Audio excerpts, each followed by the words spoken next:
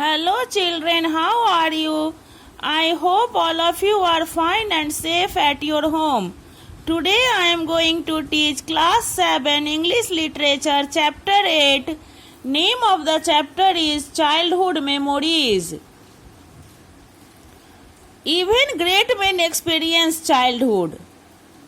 Everybody experiences childhood, even great men also. These growing up years always have a special place in everybody's heart and mind. This growing age gives a special place in the heart and mind of everyone. Let us read about the childhood of Nelson Mandela. From an early age, I spent most of my free time in the Veld. Veld means an open area with grass and no trees. You may say grass, open area on which grass is grown but there is no tree. Playing and fighting with the other boys of the village. Nelson Mandela spent his free time in the open area where he was playing and fighting with the village boys. A boy who remained at home tied to his mother's apron strings was regarded as a sissy. At night I shared my food and blanket with these same boys.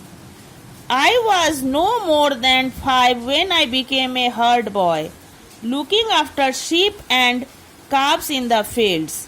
I discovered the almost mystical attachment that the Xhosa have for cattle, not only as a source of food and wealth, but also as a blessing from God and a source of happiness.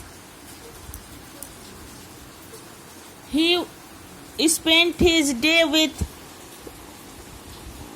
the boys and also he shared his food and blanket to the same boys. When he was only 5 years old, he became a herd boy and he was looking after, taking care of sheep and calves. And he found the almost mystical attachment that the Xhosa have for cattle, that the people have for cattle. It was not only the source of food and wealth for him, but also the blessing from God and a source of happiness. As boys, we were mostly left to our own devices. We played with toys we made ourselves. We molded animals and birds out of clay. We made ox-drawn sledges out of tree branches. Nature was our playground.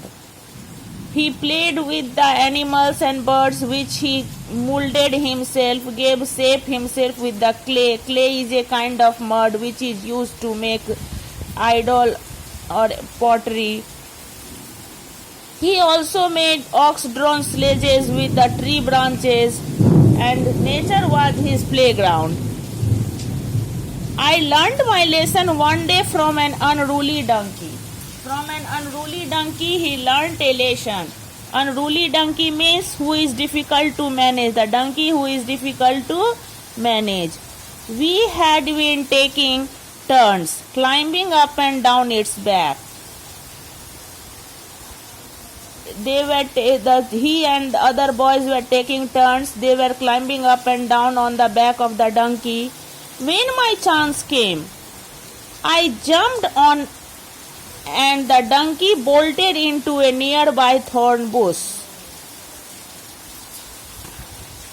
When the Nelson Mandela's chance came, he jumped on and donkey went to the nearby thorn bush. It bent its head trying to unseat me, which it did, but not before the thorns had pricked and scratched my face, embarrassing me in front of my friends.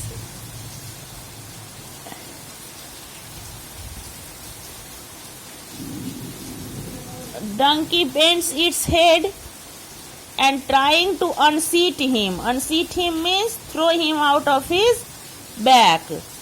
And it did it also. Donkey did it also. But not before the thorn had pricked and scratched my face. Scratched means damaged the skin. Embarrassing me means it made him feel ashamed in front of my friends. In front of his friends, he felt ashamed. Like the people of the East, Africans have a highly developed sense of dignity. As the people of East have a highly developed sense of dignity, Africans have also. Or what the Chinese call face, I had lost face among my friends. Face means here prestige. He lost his prestige among his friends. Even though it was a donkey that unseated me, I learned that to humiliate another person is to make him suffer an unnecessarily cruel fate. Even as a boy, I defeated my opponents without dishonoring them. What did he learn? He learned that if we humiliate another person, then it is to suffer an unnecessarily cruel fate. Cruel fate means cruel fortune. And even as a boy, he defeated his opponents without dishonoring them, without disrespecting them. He defeated his opponents. Today I have taught you up to this. Thanks.